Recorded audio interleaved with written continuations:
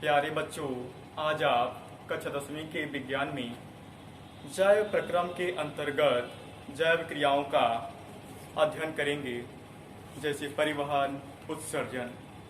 तो परिवहन क्या होता है? एक कोशिकीय जीव जो होता है उसका सारा शरीर पर्यावरण के सीधे संपर्क में होता है। यह कोई एक कोशिकीय जीव है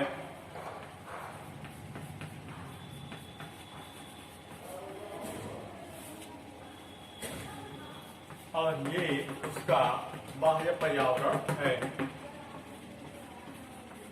इस जीव की जो भी आवश्यकताएं हैं, जैसे भोजन, जल, ऑक्सीजन, वो सभी इसके बाह्य वातावरण से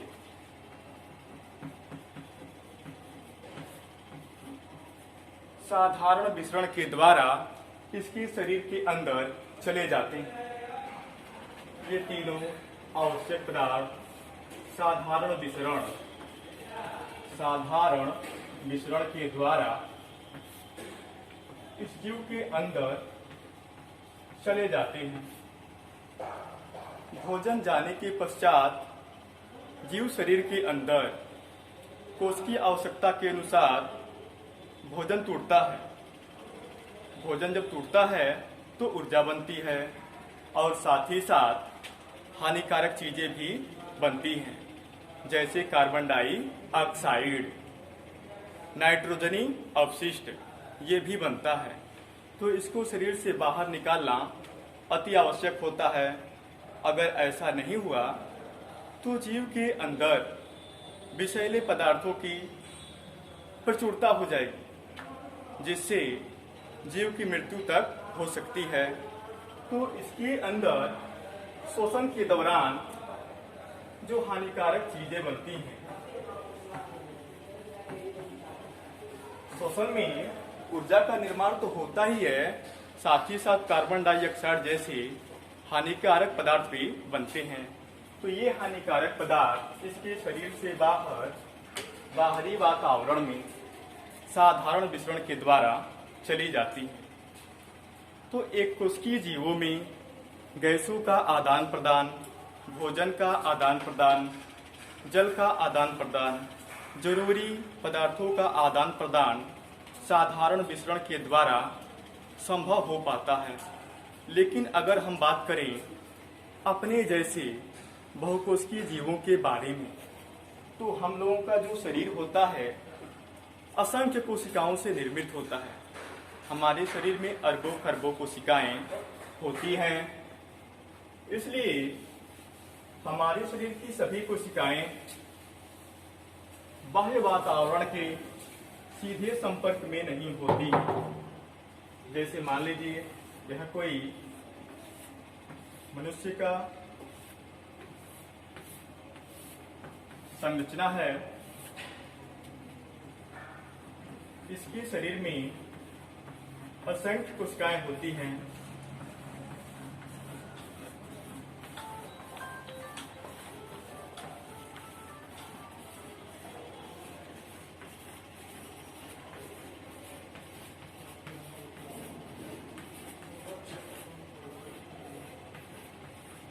हम यहाँ पर देख रहे हैं कि ये कोशिकाएं वातावरण के टच में हैं, संपर्क में हैं। लेकिन ये कोशिकाएं जो आंतरिक कोशिकाएं हैं वो वातावरण के सीधे संपर्क में नहीं हैं। हम लोग भोजन मुख के द्वारा ग्रहण करते हैं, भोजन का पाचन होता है और पचे हुए भोजन का अवशोषण छोटी आंत में हो जाता है। इसी प्रकार हम लोग नाक के द्वारा फेफड़ों की सहायता से सांस लेते हैं। यह ऑक्सीजन फेफड़ों में चली जाती है, लेकिन इस ऑक्सीजन की और भोजन की आवश्यकता शरीर के सभी भागों में उपस्थित कोशिकाओं को है। जैसे मान लीजिए कि इस छोटी आंत में भोजन का पाचन होने के उपरांत अवशोषण हो गया यहाँ पर, भोजन स्थित है, हमने शोषण किया तो ऑक्सीजन आया और फेफड़ों में आकर के रुक गया। लेकिन इस ऑक्सीजन और इस भोजन की आवश्यकता पैरों में स्थित कोशिकाओं को भी है, हाथों में स्थित कोशिकाओं को भी है और मस्तिष्क को तो अति आवश्यक है।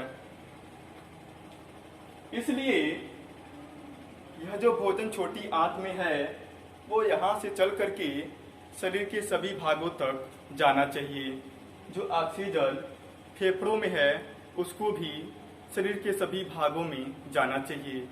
ऐसे ही जो जल हमने लिया है जो पेट में गया उसको भी शरीर के सभी कोशिकाओं तक पहुंचना चाहिए, तभी हमारे शरीर में सभी जैविक क्रियाएं सुचारू रूप से हो पाएंगी, अन्यथा वे रुक जाएंगी और हम अस्वस्थ हो जाएंगे।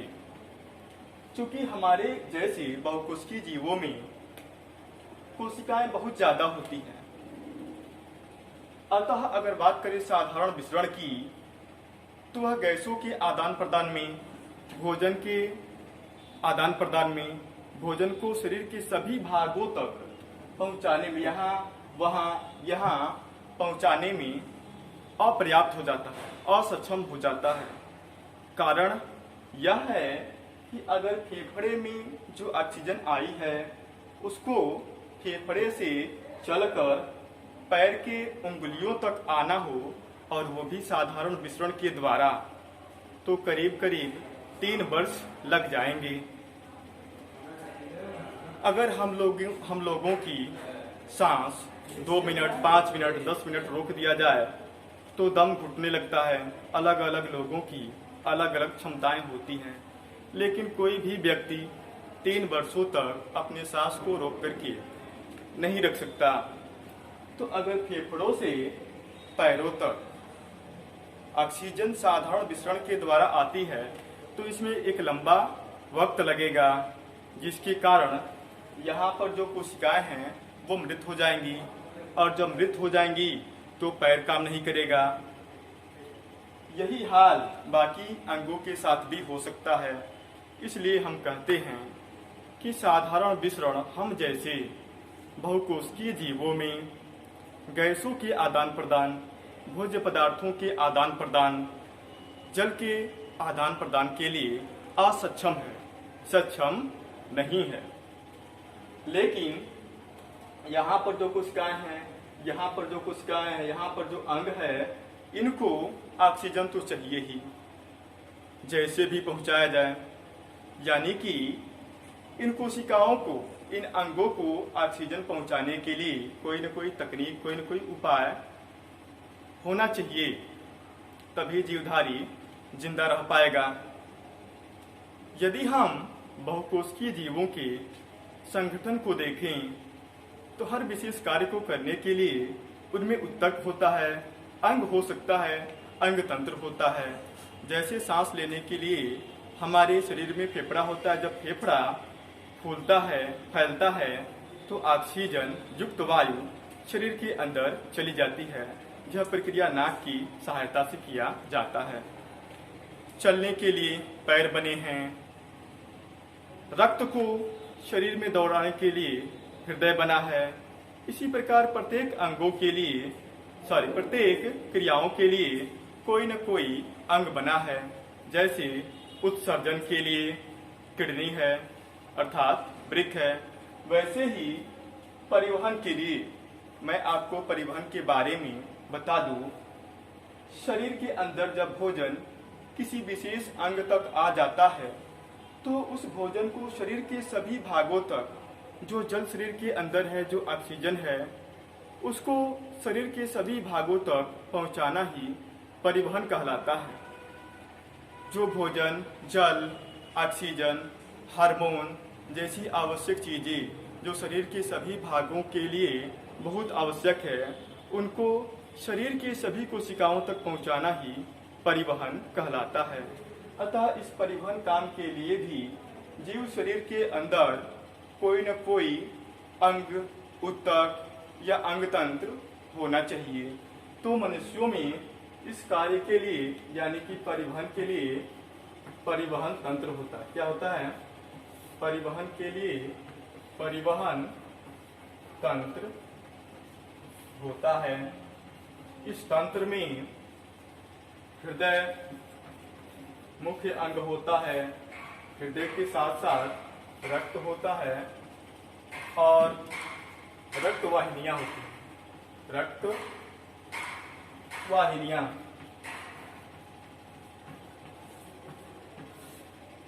यह जो रक्त है यह एक तरल संयोजी ऊतक है। इसी में भोजन घुल जाता है, ऑक्सीजन। रक्त में उपस्थित आरबीसी कणिकाओं, रेड ब्लड सेल्स में उपस्थित हीमोग्लोबिन के साथ जुड़ करके पूरे शरीर में परिक्रमण करती रहती है।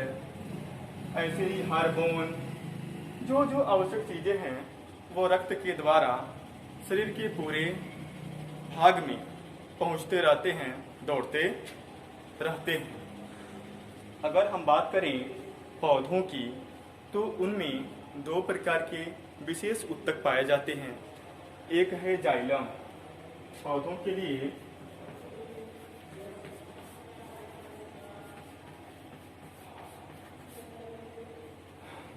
जाइलम पाया जाता है। जाइलम जल का संवहन कराता है। जाइलम जल को जड़ों से होते हुए पौधों की पत्तियों तक पानी को पहुंचाने का कार्य करता है।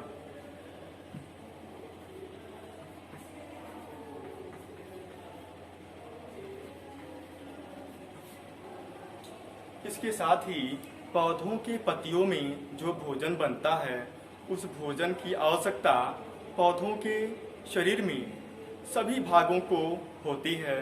जैसे जो फल बन रहे हैं उन भागों को, जो बीज बन रहे हैं उन भागों को, जड़ों को, तनों को लंबाई में वृद्धि के लिए, मोटाई में वृद्धि के लिए इन सभी भागों को भोजन की आवश्यकता होती है। तो भोजन को एक जगह से दूसरे जगह स्थानांतरित करने के लिए, यानी भोजन के स्थानांतरण के लिए पौधों में फ्लोएम नामक ऊतक पाया जाता है।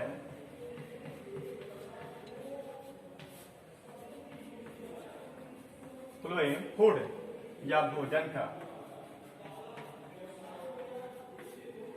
स्थानांतरण करवाता है।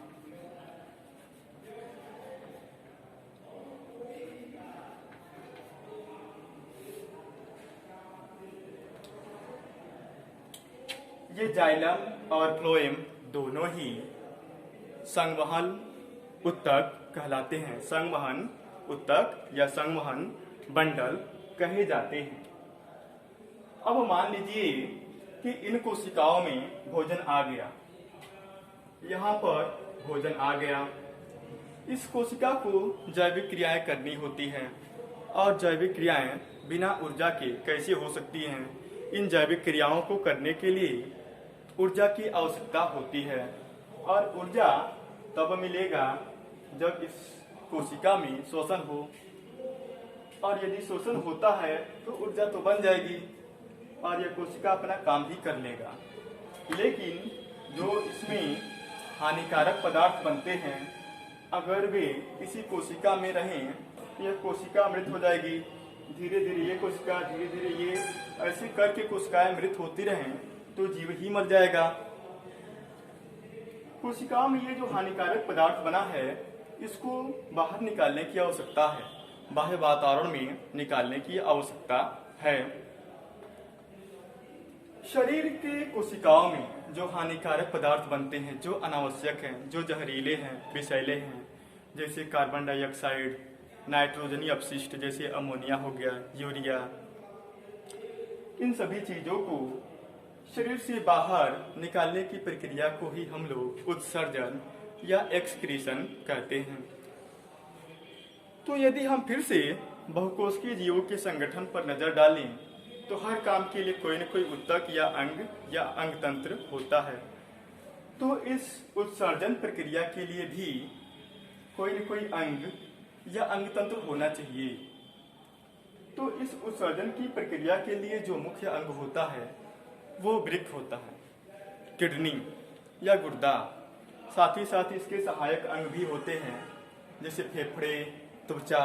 फेफड़ा कार्बन डाइऑक्साइड को शरीर से बाहर निकाल देता है। त्वचा से पसीने के रूप में हानिकारक पदार्थ बाहर निकलते हैं। तो वृक्क यहाँ पर कहीं होता है और फेफड़ा यहाँ पर कहीं होता है। मान लीजिए यहाँ पर किडनी है, यहाँ पर फेफड़ा है। शरीर की इस कोशिका में या इस कोशिका में जो हानिकारक पदार्थ बना, ये कोशिकाएं स्वयं तो इस उत्सर्जी पदार्थ को शरीर से बाहर निकाल नहीं सकती।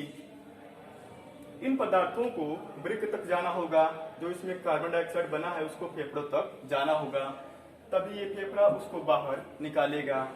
तभी ये किडनी यूरिया जैसे हानिकारक पदार्थों को शरीर से बाहर निकाल पाएगी।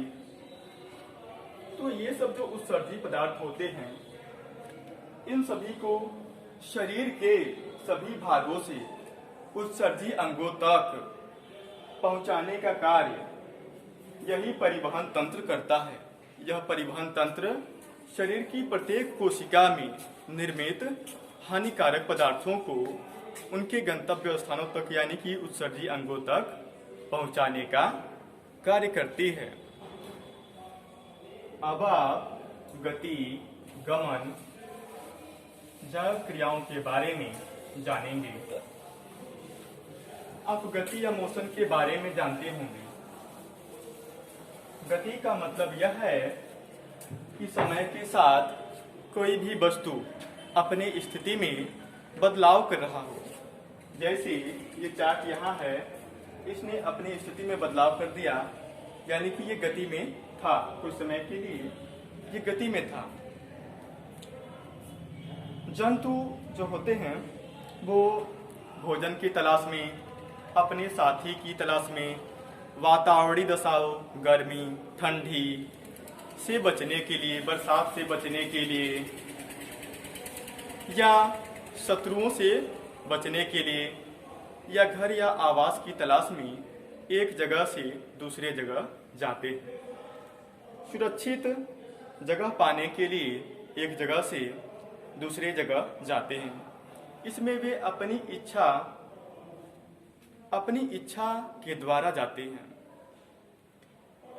जब जीव यानी कि जंतु गमन करता है तो इस गमन में उसकी आंतरिक ऊर्जा खर्च होती है। जो निर्जीव वस्तुएं हैं जैसे पंखा, रेलगाड़ी, बस, ये भी गमन करते हैं, एक जगह से दूसरे जगह जाती हैं।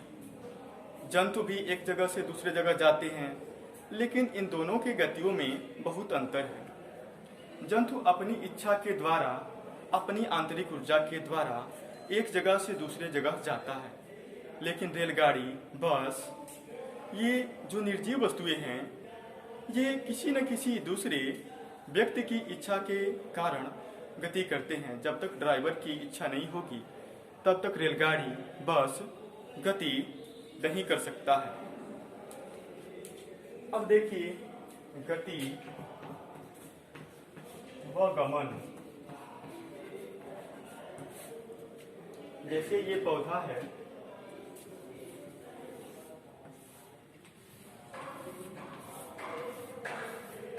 इसकी जो जड़ें हैं वो पानी की तलाश में, इधर मान लीजिए पानी है और कल तो जड़ें यहाँ थी, आज पानी की तलाश में जड़ें यहाँ तक आ गई तो उनकी स्थितियों में बदलाव हो गया, यानी कि ये जड़ें गति कर रही हैं। ये वृद्धि संबंधी गतियां हैं। जब पौधे को एक दिशी प्रकाश मिलता है, सभी दिशाओं से प्रकाश नहीं मिलता है। मान लीजिए इस पौधे को इतना दिशाओं से प्रकाश नहीं मिल रहा है, इधर से इसको प्रकाश मिल ही नहीं रहा है, केवल इसको इधर से प्रकाश मिल रहा है।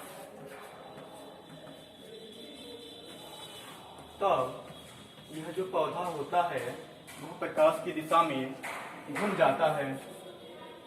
यह जो पौधा होता है वो प्रकाश की दिशा में घूम जाता है। यह भी एक प्रकार की गति है, क्योंकि इसने अपनी स्थितियों में बदलाव कर दिया। लेकिन यह गमन नहीं है।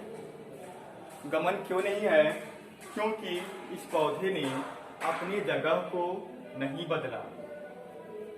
जब जंतु गति करते हैं, जैसे मान लीजिए यह कोई कीट है, यह कोई कीट है और यह गति करते हुए यहां से यहां आ गया,